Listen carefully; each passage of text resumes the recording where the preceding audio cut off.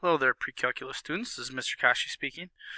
This is our second of two videos on this 9.3 section on probability, and we're going to talk about probability with combinatorics.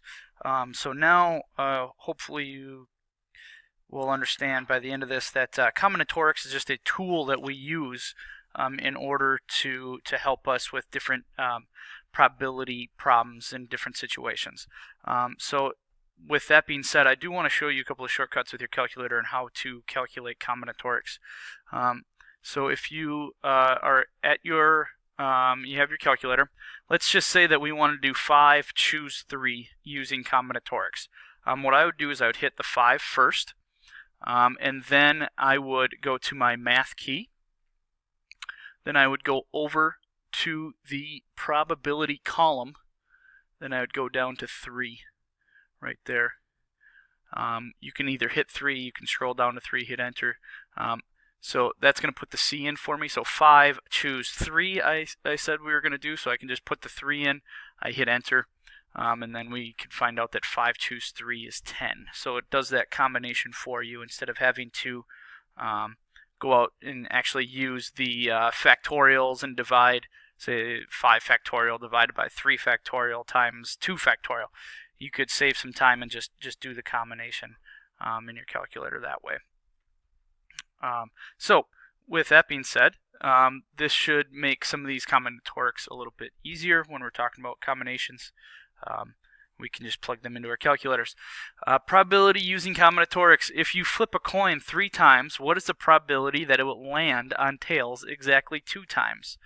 Well, this is I made this problem simple enough that we can kind of draw it out so you can kind of understand this process, and then we'll talk about how we can do it shorthand as well. So you flip a coin 3 times. There's a couple of different ways that can be represented. Well, you could get tails 3 times in a row. You could get tails twice and then heads. You could get tails, heads, and then tails, and then you could get tails with heads and then heads. So there's 4 options there for starting with tails. Now we'll do all the options that start with heads. So you could get heads 3 times in a row. That's one way of doing it. You can go heads, heads, tails. You can go heads, tails, heads. And then you can go heads, tails, tails. And so if you can remember, what our probability is the number of favorable divided by the total number. Well, we know our total number. We have 8 different ways of doing this. And then we have to find out when we get tails exactly 2 times. Well, we get tails twice there. We get tails twice there. And we get tails twice right there. And so that is 3 times that we get exactly we get tails exactly 2 times. 3 divided by 8 is 0.375, or this would be 37.5%. Now, once again, that would take, if we had to flip a coin 4 times or 5 times or 6 times, that would be a lot of different scenarios that we would have to write out. Now remember, I want to make sure that we kind of stay organized here, because we have the number of favorable divided by the total number. And I find it always easiest to find the total number first. Just kind of over here to the side, we're flipping it 3 times, right? So we have 3 different options. We have 2 options for the first, 2 options for the second, 2 options for the third. So we have a total of 2 to the third, which, well, that would be our 8. 2 times 2 times 2. But the favorable up top, that gets a little bit more confusing, but that's where combinatorics comes in. So remember, order doesn't matter. It doesn't matter if we flip a heads or a tails first. We just need 2 tails, exactly 2 tails. So there are 3 flips and we are choosing the 2 tails. So that's where the 3 choose 2 comes into play.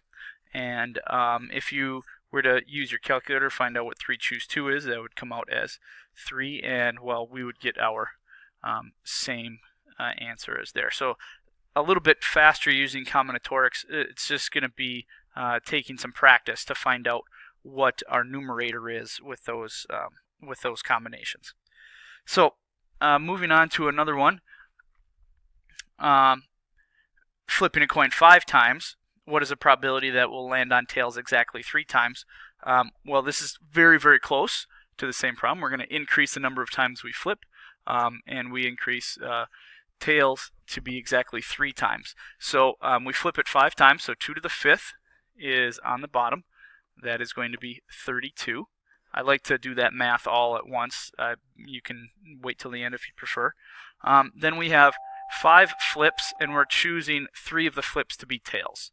And if you use your calculator, 5 choose 3, it ends up being 10. And then 10 out of 32, we have 0.3125, or that would be 31.25% if you wanted to do it in percents. If you could pause the video now and go ahead and give a try the practice problem down below.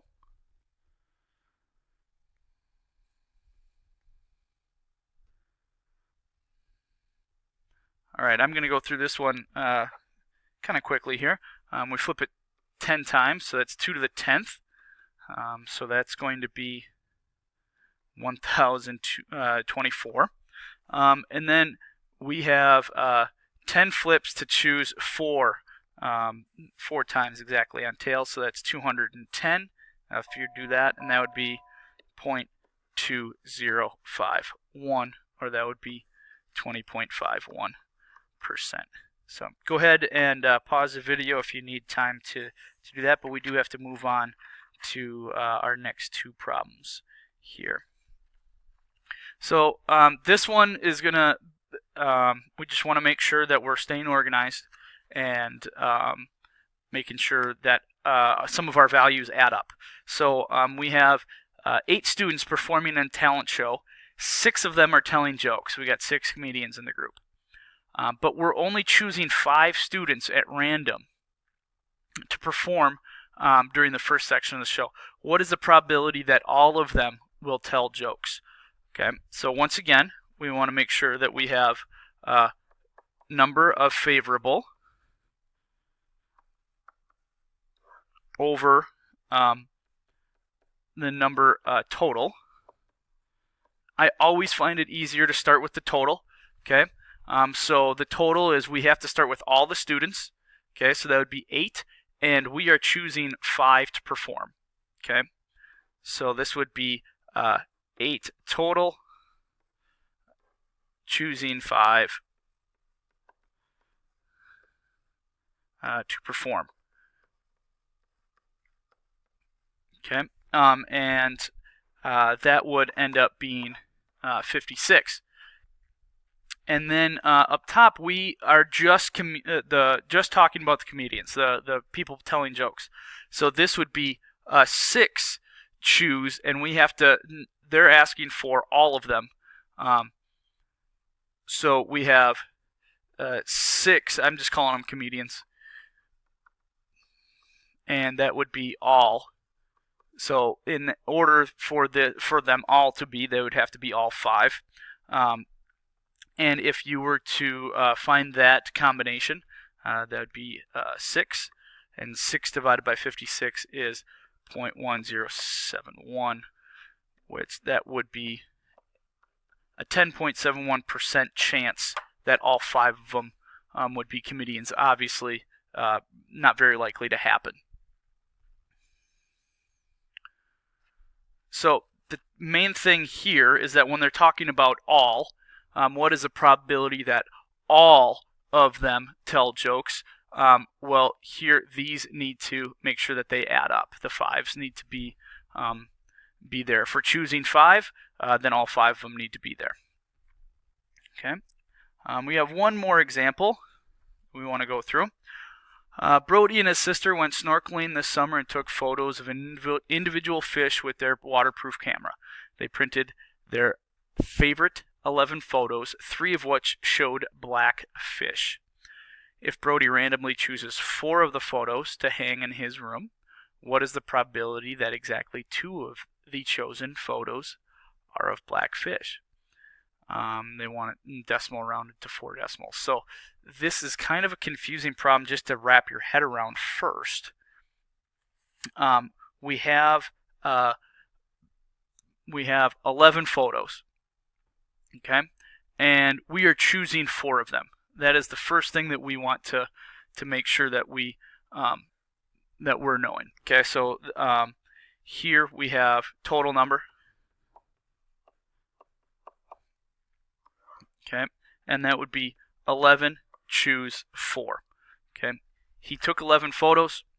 He's choosing 4 of them. That's bare minimum. That is our total, and that is going to be 330. Once again, I like to do all that first, then I can just worry about the favorable. Okay, so this is number of favorable. Okay, and this is the confusing part. Here, we are not saying all of them. We're just saying 2 of them.